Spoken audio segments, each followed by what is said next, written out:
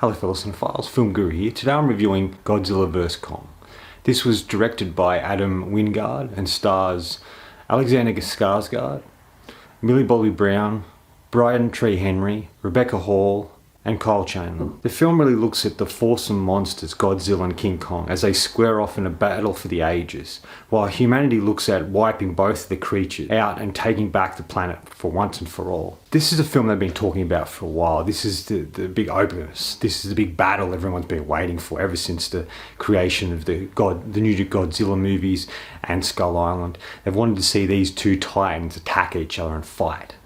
And does it deliver on that? Absolutely. We do get to see them fight. It's minimal, but it's still very good when we do see them actually go head to head. Is it the pinnacle of these movies? Is it the one that really combines it all and pushes it together? I don't know. I don't know if it quite gets there for me, to tell you the truth. But before I get into that, I'm going to start with the positive. What I really enjoyed most about this was seeing Godzilla and Kong battle each other. I thought that was really great, and the sequences are really well put together. There's moments where you see, like, it's as if the camera's attached to the creature, and as it falls, we get to fall with it and we see it. I really liked that. I thought that was a really great and different way to go about these sort of battles. They're big, they're epic, they're loud. It's just fantastic to watch. But I think the best thing about this film is King Kong.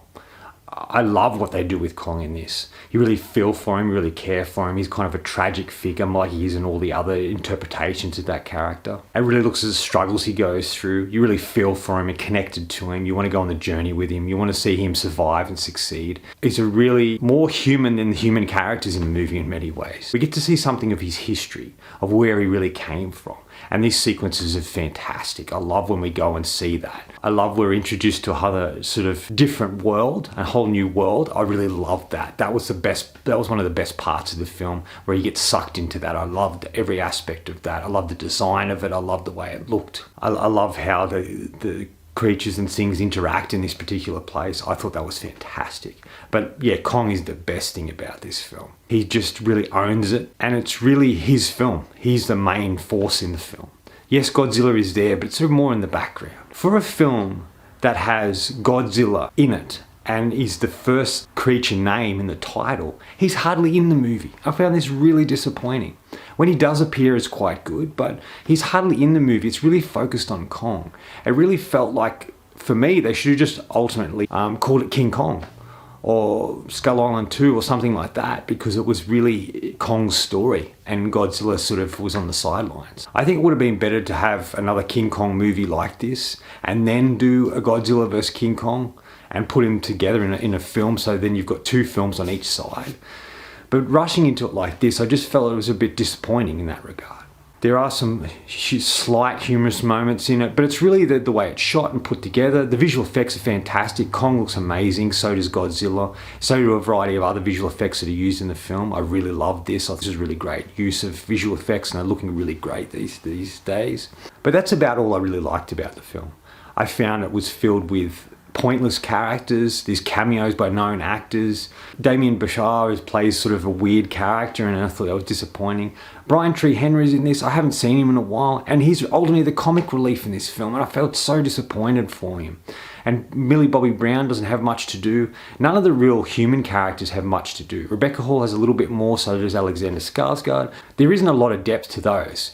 The main reason for this film, the main reason we go to watch it, is to see Godzilla and Kong fight, and it absolutely delivers on that, but everything else is just a letdown.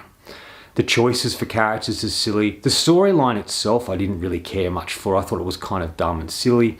And for everything they set up in the previous films with Skull Island, Godzilla, they never really do anything with that, what they've set up in that. And I felt that was really disappointing and a wasted opportunity to do something really interesting. And it just felt a bit flat, and they wanted us to care about the human characters, but with these films, I never really do. It's more about who the creatures are and the way we care for them. And how in the Godzilla 2, Godzilla was a character who was protecting people. And this one, there's a reason why he's sort of violent, but I just don't think it adds up very well. I just felt this was a wasted opportunity, not as good as it could have been, and there's just so much I just didn't care for. And overall, I just found it was kind of disappointing. Final thoughts. In the end, it's really about these two creatures and how they inhabit the world, and how they try and work out how to exist in the world.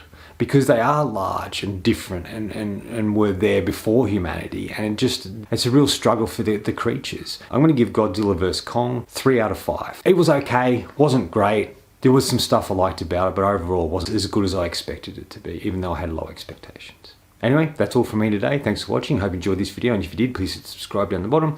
Follow me on Facebook. Otherwise, until next time, enjoy the movies.